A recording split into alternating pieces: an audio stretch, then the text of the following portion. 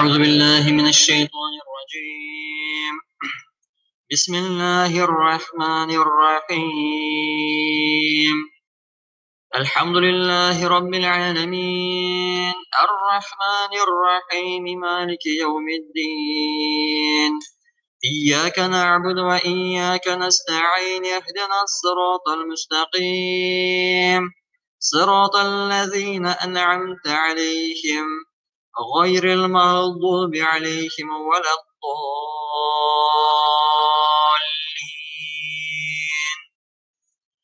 بسم الله الرحمن الرحيم.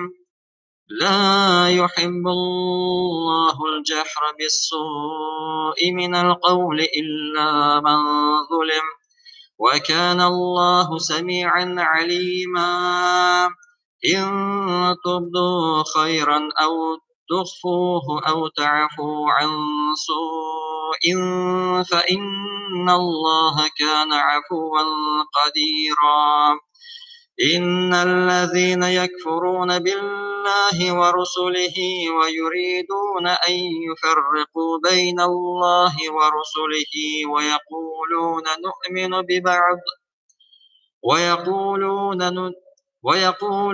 نؤمن ببعض ونكفر ببعض ويريدون أن يتخذوا بين ذلك سبيلا. أولئك هم الكافرون حقا وأعتدنا للكافرين عذابا مهينا. والذين آمنوا بالله ورسله ولم يفرقوا بين أحد منهم أولئك سوف يؤتيهم أجرهم وكان الله غفورا رحيما. يسألك أهل الكتاب أن تنزل عليهم كتابا من السماء فقد سألوا موسى أكبر من ذلك فقالوا أرنا الله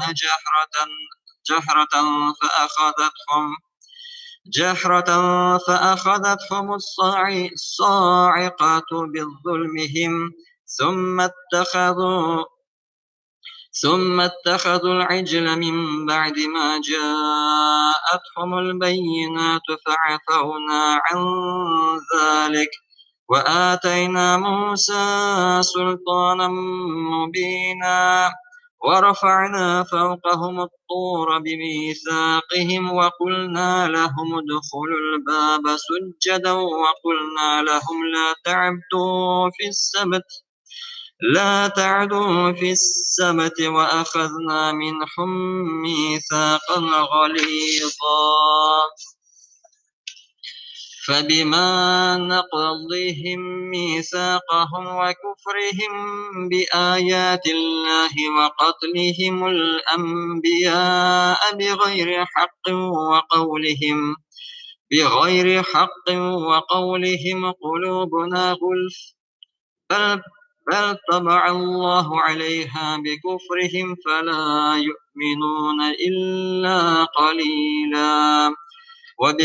وبكفرهم وقولهم على مريم بهتانا عظيما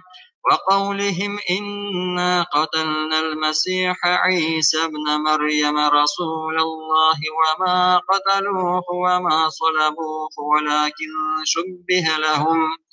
وإن الذين اختلفوا فيه لفي شك منه ما لهم به من علم إلا اتباع الظن وما قتلوه يقينا بل رفعه الله إليه وكان الله عزيزا حكيما. وإن من أهل الكتاب إلا ليؤمنن به قبل موته ويوم القيامة يكون عليهم شهيدا. فبظلم من الذين هادوا حرمنا عليهم طيبات أحلت لهم وبصدهم عن سبيل الله كثيرا وأخذهم الربا وقد نهوا عنه وأكلهم أموال الناس بالباطل وأعتدنا للكافرين منهم عذابا أليما. لكن الراسخون في العلم منهم والمؤمنون يؤمنون بما أنزل إليك وما أنزل من قبلك والمقيمين الصلاة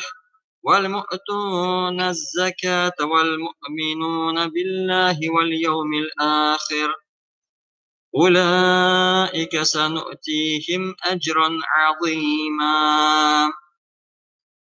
إنا أوحينا إليك كما أوحينا إلى نوح والنبيين من بعده وأوحينا إلى إبراهيم وإسماعيل وإسحاق ويعقوب والأسباط وعيسى وأيوب ويونس وهارون وسليمان وآتينا داود زبورا. ورسلا قد قصصناهم عليك من قبل ورسلا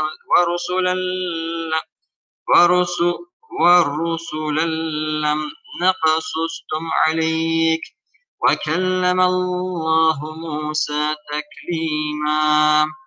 رسلا مبشرين ومنذرين لئلا يكون للناس على الله حجة بعد الرسل وكان الله عزيزا حكيما. لكن الله يشهد بما أنزل إليك أنزله بعلمه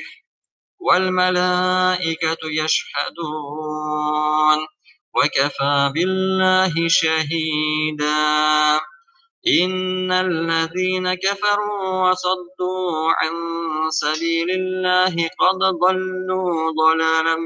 بعيدا. إن الذين كفروا وظلموا لم يكن الله ليغفر لهم ولا ليهديهم الطريقا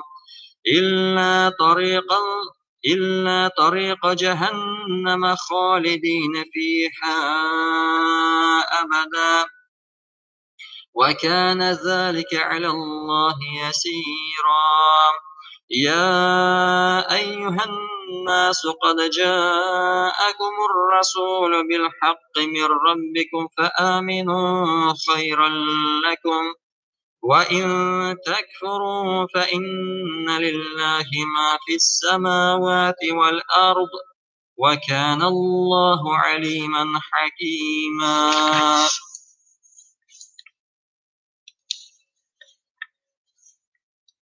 يا أهل الكتاب لا تغلوا في دينكم ولا تقولوا على الله إلا الحق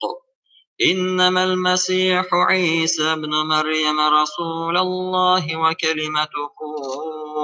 ألقاها إلى مريم وروح منه فآمنوا بالله ورسله ولا تقولوا ثلاثة انتهوا خيرا لكم إنما الله إله واحد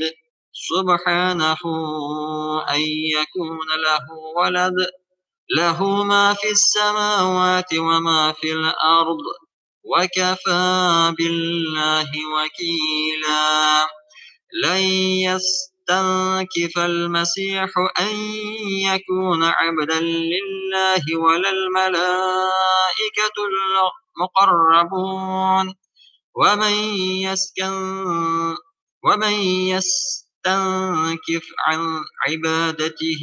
ويستكبر فسيحشرهم إليه جميعا فأما الذين آمنوا وعملوا الصالحات فيوفيهم أجورهم ويزيدهم من فضله وأما الذين استنكفوا واستكبروا فيعذبهم عذابا أليما ولا يجدون لهم من دون الله وليا ولا نصيرا يا أيها الناس قد جاءكم برهان من ربك وأنزلنا إليكم نورا مبينا فأما الذين آمنوا بالله واعتصموا به فسيدخلهم في رحمة منه وفضل ويهديهم إليه صراطا مستقيما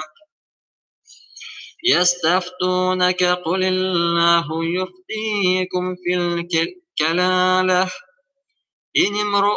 إن امرؤ هلك ليس له ولد وله أخت فلها نصف ما ترك وهو يرثها إن لم يكن لها ولد فإن كانت اثنتين فلهما الثلثان مما ترك وإن كانوا إخوة رجالا ونساء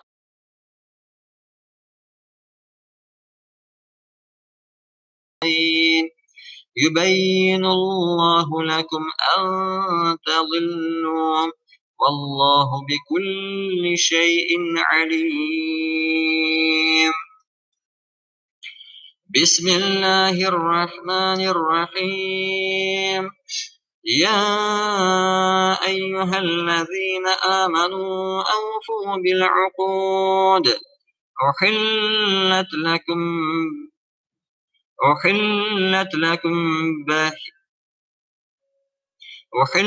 لكم بهيمة الأنعام إلا ما يتلى عليكم غير محل الصيد وأنتم حرم إن الله يحكم ما يريد يا أيها الذين آمنوا لا تحلوا شعائر الله ولا الشهر الحرام ولا الهدي ولا القلائد ولا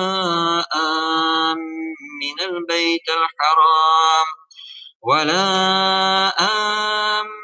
البيت الحرام يبتغون فضلا من ربهم ورضوانا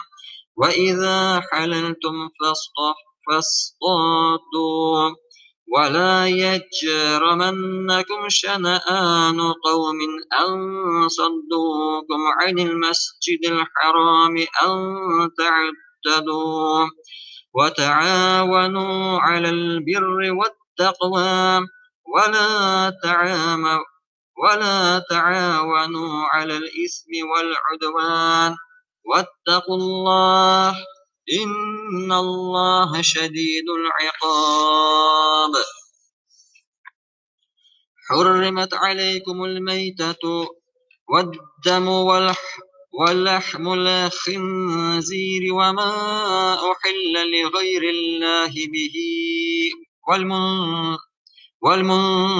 والمنخنقة والموقوذة والمتردية والنطيحة وما أكل السبع إلا ما ذكيتم وما ذبح على النصب وأن تستقسموا بالأزلام ذلكم الفسق. اليوم يئس الذين كفروا من دينكم فلا تخشوهم واخشون. اليوم أكملت لكم دينكم وأتممت عليكم نعمتي ورضيت لكم الإسلام دينا. فمن اضطر في مخمصة غير متجانف لإثم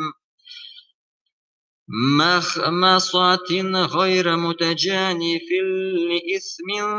فإن الله غفور رحيم.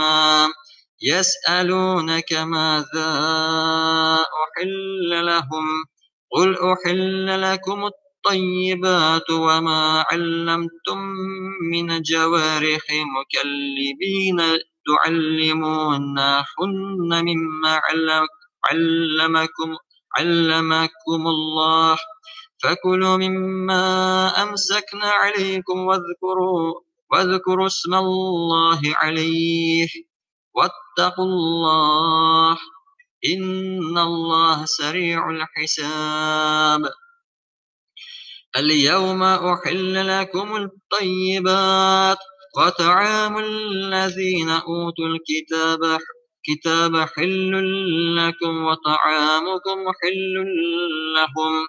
والمحصنات من المؤمنات والمحصنات من الذين أوتوا الكتاب من قبلكم إذا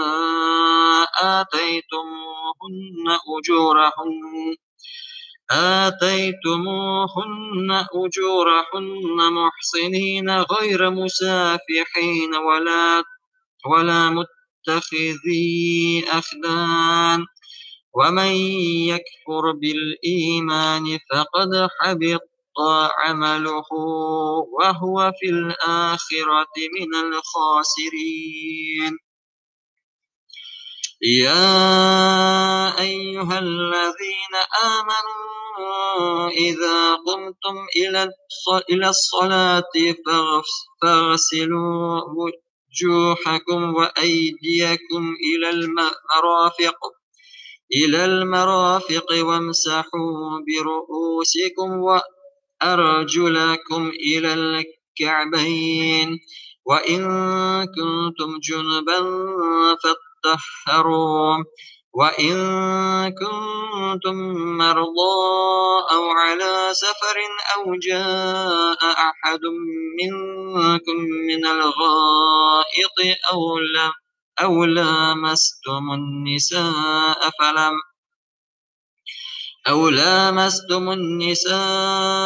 فلم تجدوا ماء فتيمموا صعيدا طيبا فامسحوا بوجوهكم وأيديكم منه ما يريد الله ليجعل عليكم من حرج ولكن يريد ليطهركم وليتم نعمته عليكم لعلكم تشكرون. واذكروا نعمة الله عليكم وميثاقه الذي واثقكم به إذ قلتم سمعنا وأطعنا واتقوا الله إن الله عليم بذات الصدور. يا أيها الذين آمنوا كونوا قوامين لله شهداء بالقسط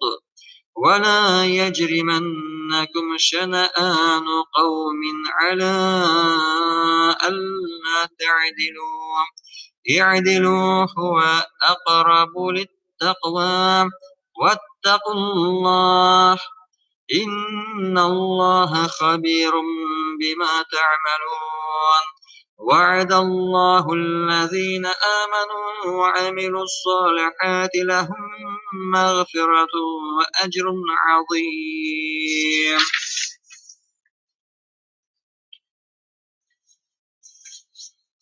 والذين كفروا وكذبوا بآياتنا أولئك أصحاب الجحيم. يا أيها الذين آمنوا اذكروا نعمة الله عليكم إذ هم قوم أن يبسطوا إليكم أيديهم فكف أيديهم عنكم واتقوا الله وعلى الله فليتوكل المؤمنون. ولقد أخذ الله ميثاق بني إسرائيل وبعثنا منهم 12 نقيبا وقال الله إني معكم لئن أقمتم الصلاة وآتيتم الزكاة وآمنتم برسلي وعزرتموهم وأقرضتم الله قرضا حسنا لأكفرن عنكم سيئاتكم ولأدخلنكم جنات تجري من تحتها الأنهار فمن كفر بعد ذلك منكم فقد ضل سواء السبيل. فبما نقضهم ميثاقهم لعناهم وجعلنا قلوبهم قاسية يحرفون الكلم عن مواضعه ونسوا حظا مما ذكروا به. ولا تزال تطلع على خائنة منهم إلا قليلا منهم فاعف عنهم واصفح إن الله يحب المحسنين. ومن الذين قالوا إننا نصارى أخذنا ميثاقهم فنسوا حظا مما ذكروا به فأغرينا بينهم العداوة والبغضاء إلى يوم القيامة وسوف ينبئهم الله بما كانوا يصنعون. يا أهل الكتاب قد جاءكم رسولنا يبين لكم كثيرا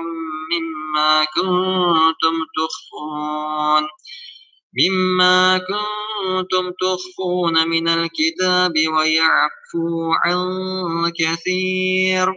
قد جاءكم من الله نور وكتاب مبين يهدي به الله من اتبع رضوانه سبل السلام ويخرجهم من الظلمات إلى النور بإذنه ويهديهم إلى صراط مستقيم. لقد كفر الذين قالوا إن الله هو المسيح ابن مريم قل فمن يملك من الله شيئا إن أراد أن يهلك المسيح ابن مريم وأمه ومن في الأرض جميعا ولله ملك السماوات والأرض وما بينهما يخلق ما يشاء والله على كل شيء قدير. وقالت اليهود النصارى نحن أبناء الله وأحباؤه قل فلم يعذبكم بذنوبكم بل أنتم بشر ممن خلق يغفر لمن يشاء يغفر لمن يشاء ويعذب من يشاء ولله ملك السماوات والأرض وما بينهما وإليه المصير يا أهل الكتاب قد جاءكم رسولنا يبين لكم على فترة من الرسل أن تقولوا ما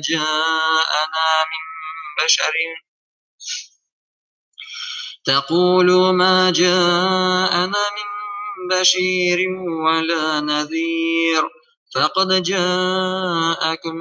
بشير ونذير والله على كل شيء قدير وإذ قال موسى لقومه يا قوم اذكروا نعمة الله عليكم إذ جعل فيكم أنبياء وجعلكم ملوكا وآتاكم ما لم يؤت أحدا من العالمين يا قوم ادخلوا الأرض المقدسة التي كتب الله لكم ولا ترتدوا على أدباركم فتنقلبوا خاسرين قالوا يا موسى إن فيها قوما جبارين وإن لن ندخلها حتى يخرجوا منها فإن يخرجوا منها فإنا داخلون قال الرجلان من الذين يخافون أنعم الله عليهم ادخلوا عليهم الباب فإذا دخلتموه فإنكم غالبون وعلى الله فتوكلوا إن كنتم مؤمنين قالوا يا موسى إنا لن ندخلها أبدا ما داموا فيها فاذهب أنت وربك فقاتلا إنها هنا قاعدون قال رب إني لا أملك إلا نفسي وأخي فافرق بيننا وبين القوم الفاسقين قال فإنها محرمات عليهم 40 سنة يتيهون في الأرض فلا تأس على القوم الفاسقين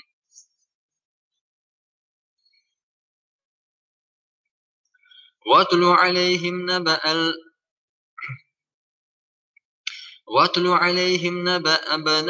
ابني آدم بالحق إذ قربا قربانا فتقبل من أحدهما ولم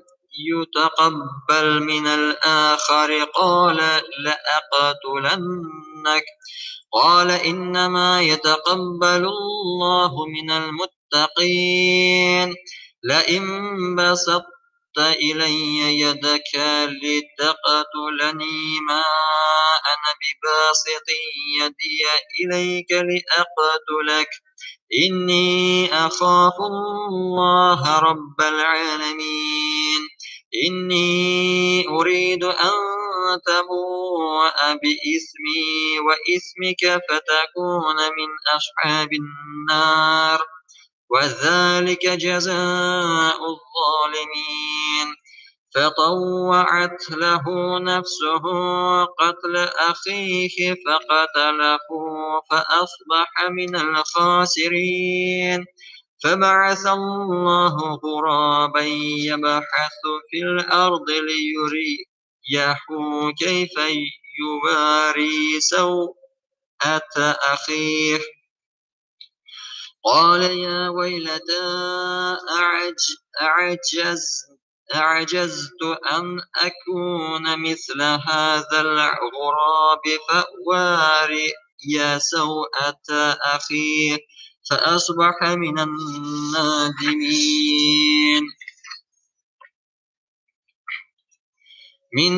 من أجل ذلك كتبنا على بني إسرائيل أنه من قتل نفسا بغير نفس أو فساد في الأرض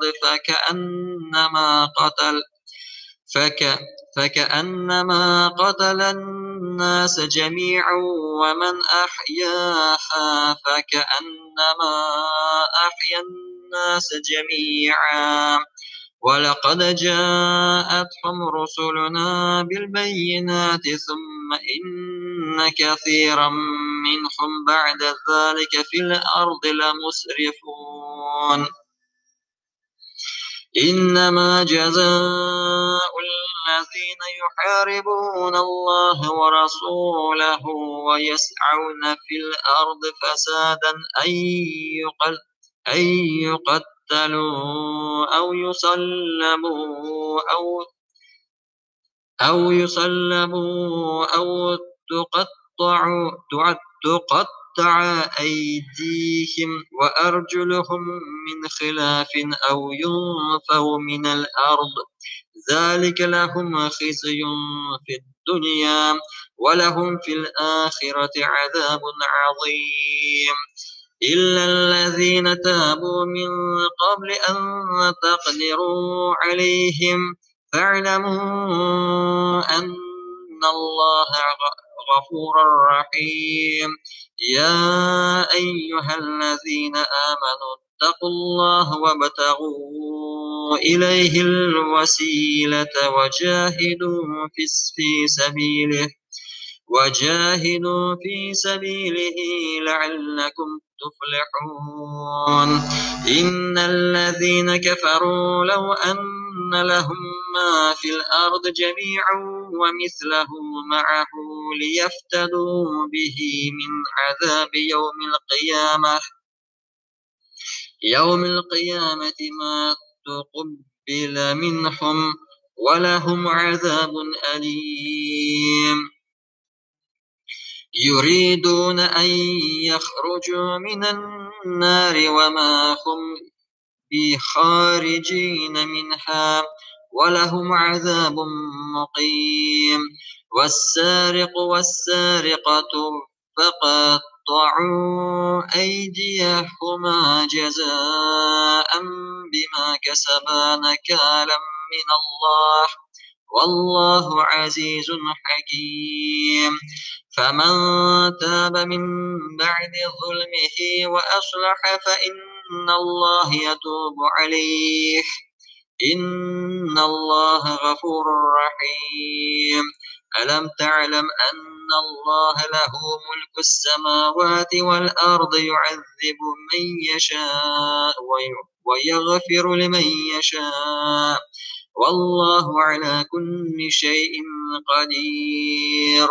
يا أيها الرسول لا يحزنك الذين يسارعون في الكفر من الذين قالوا آمنا بأفواههم ولم تؤمن قلوبهم ومن الذين هادوا سماعون للكذب سماعون لقوم آخرين لم يأتوك يحرفون الكلم من بعد مواضعه يقولون إن أوتيتم هذا فخذوه وإن لم تؤتوه فاحذروا ومن يريد الله فتنته فلن تملك له من الله شيئا. أولئك الذين لم يريد الله أن يطهر قلوبهم لهم في الدنيا خزي ولهم في الآخرة عذاب عظيم. سماعون للكذب أكالون للسحت فإن جاءوك فاحكم بينهم أو أعرض عنهم وإن تعرض عنهم فلن يضرك شيئا وإن حكمت فاحكم بينهم بالقسط إن الله يحب المقسطين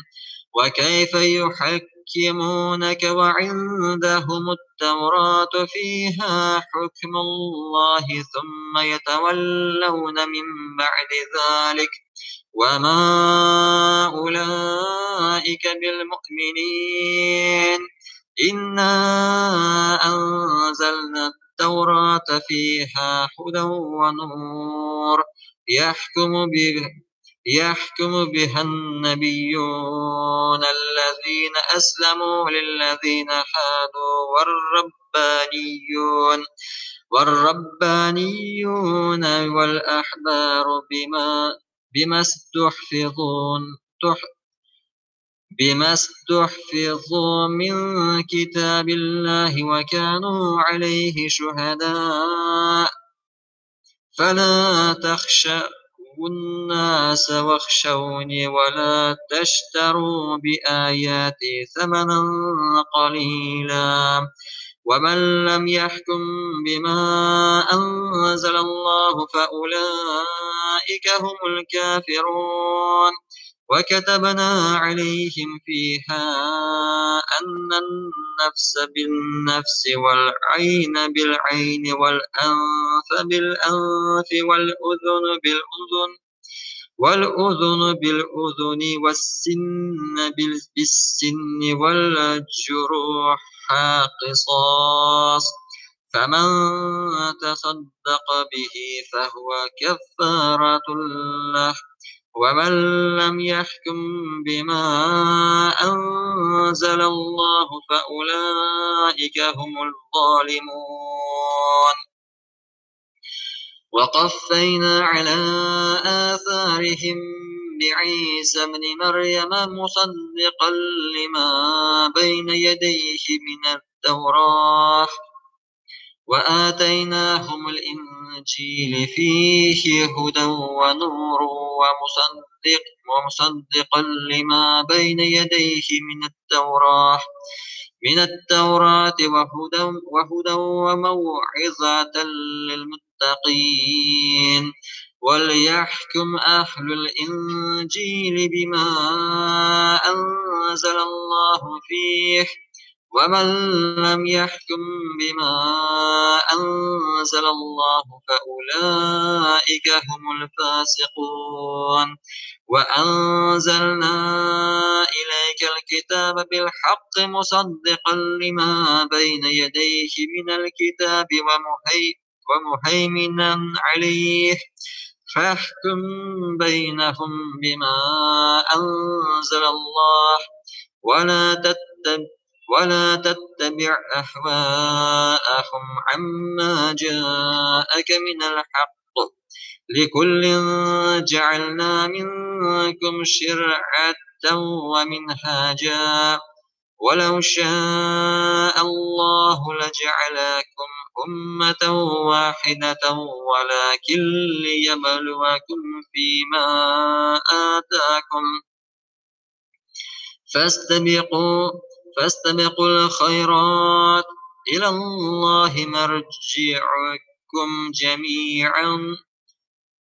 الله مرجعكم جميعا فينبئكم بما كنتم فيه تختلفون وأن يحكم بينهم بما أنزل الله ولا تتبع أهواءهم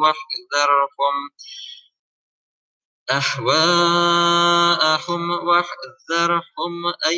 يفتنوك عن بعد ما أنزل الله إليك وإن تولوا فاعلم أنما يريد الله أن يصيبهم ببعض ذنوبهم وإن كثيرا من الناس لفاسقون أفحكم الجاهلية يبغون ومن أحسن من الله حكما لقوم يوقنون يا أيها الذين آمنوا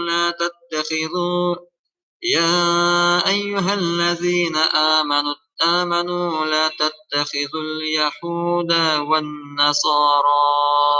أولياء بعضهم أولياء بعض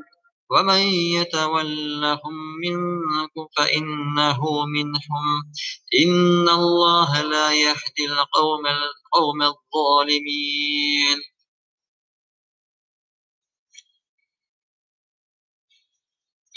فترى الذين في قلوبهم مرض يسارعون فيهم يقولون نخشى أن تصيبنا دائرة فعسى الله أن يأتي بالفتح أو أمر من عنده فيصبحوا على ما أسروا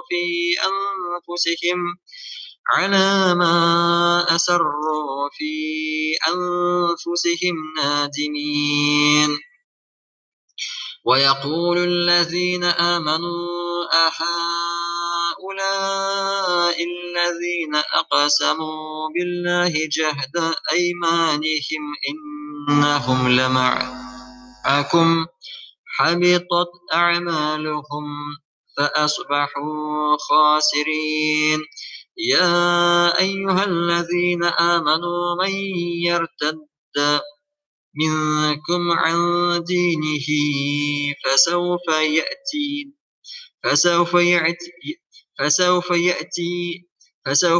الله بقوم يحبهم ويحبونه أذلة على المؤمنين أعزة على الكافرين يجاهدون في سبيل الله ولا يخافون لومة لائم ذلك فضل الله يؤتيه من يشاء والله واسع عليم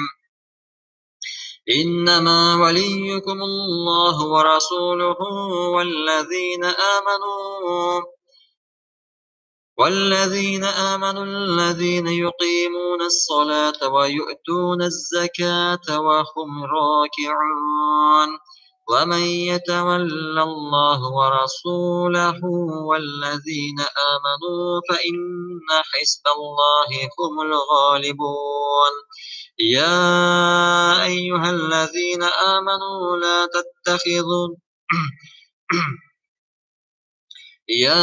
أيها الذين آمنوا لا تتخذوا الذين اتخذوا دينكم هزوا ولعبا من الذين أوتوا الكتاب من قبلكم والكفار أولياء واتقوا الله إن كنتم مؤمنين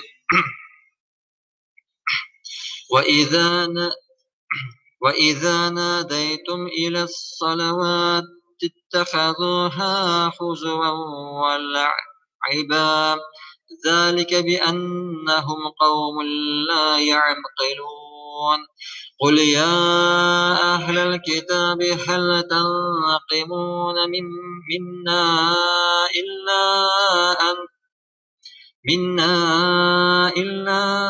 أن آمنا بالله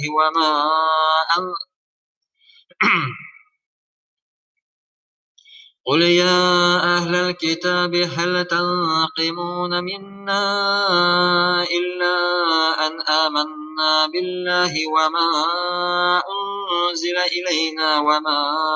أنزل من قبل وأن أكثركم فاسقون قل هل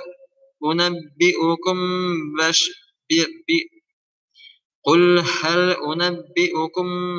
بشار من ذلك مثوبة عند الله من لعنه الله وغضب عليه وجعل منهم القردة والخنازير وعبد الطاغوت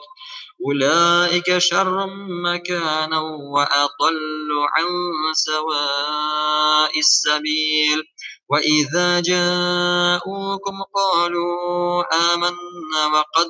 دخلوا بالكفر وهم قد خرجوا به والله أعلم بما كانوا يكتمون وترى كثيرا منهم يسارعون في الإثم والعدوان وأكلهم السحت لبئس ما كانوا يعملون لولا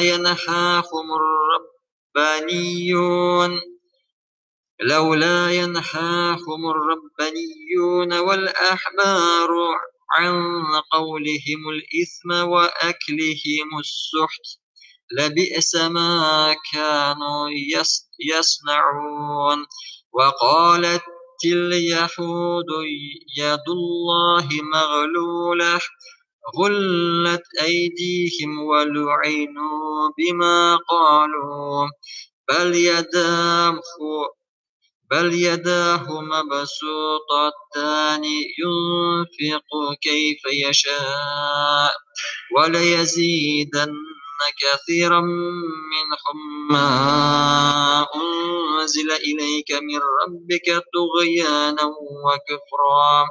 وألقينا بينهم العداوة والبغضاء إلى يوم القيامة كلما أوقدوا نارا للحرب أطفأها الله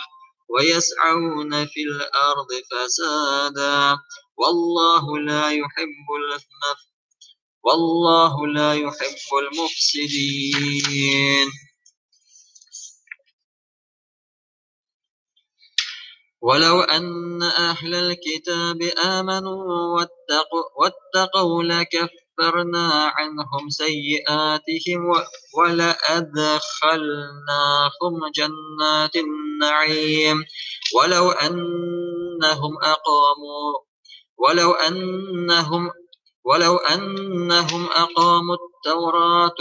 التوراة والإنجيل وما أنزل إليهم من ربهم لأكلوا من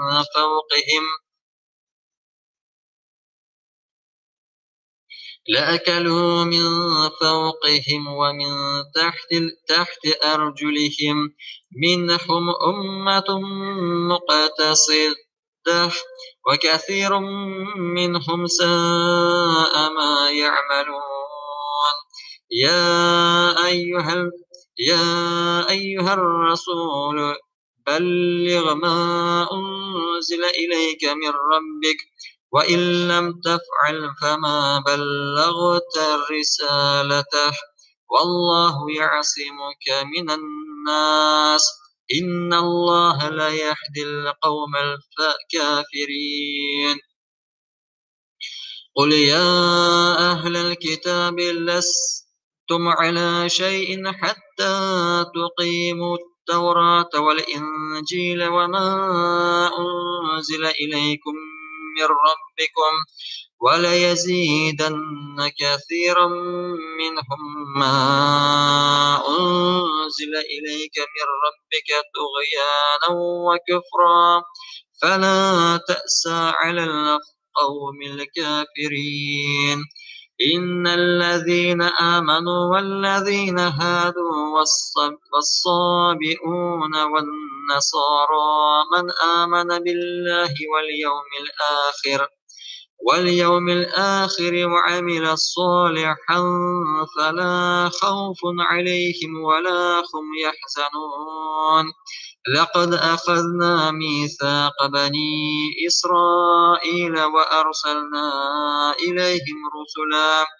كلما جاءهم رسول بما أنفسهم لا تحوى أنفسهم فريقا كذبوا وفريقا يقتلون وحسبوا ألا تكون فتنة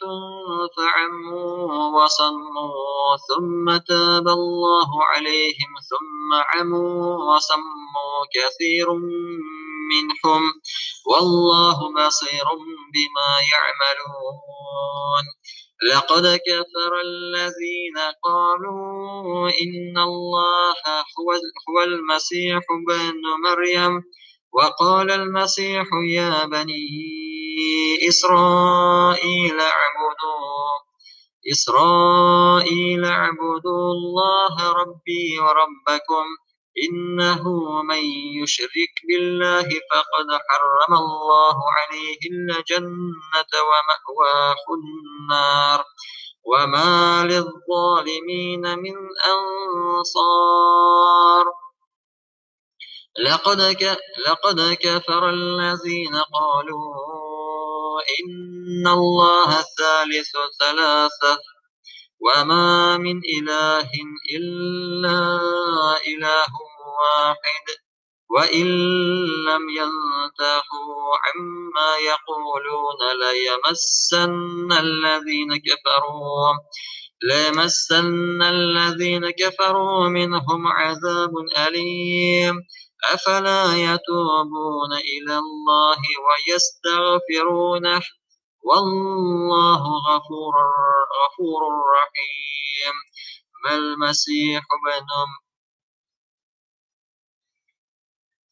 ما المسيح ابن مريم إلا رسول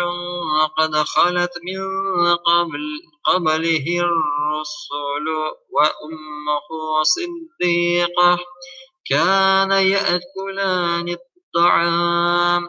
انظر كيف نبين لهم الآيات ثم انظر أنا يؤفكون قل أتعبدون من دون الله ما لا يملك لكم ضرا ولا نفعا والله هو السميع العليم قل يا أهل الكتاب لا تغلوا في دينكم غير الحق ولا تتبعوا أهواء قوم قد ضلوا من قبل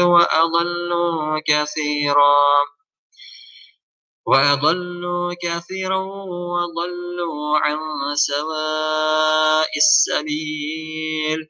لعن الذين كفروا من بني إسرائيل على لسان داود وعيسى بن مريم ذلك بما عصوا وكانوا يعتدون كانوا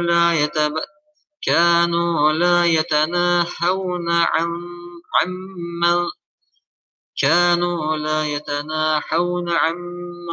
منكر فعلوه لبئس ما كانوا يفعلون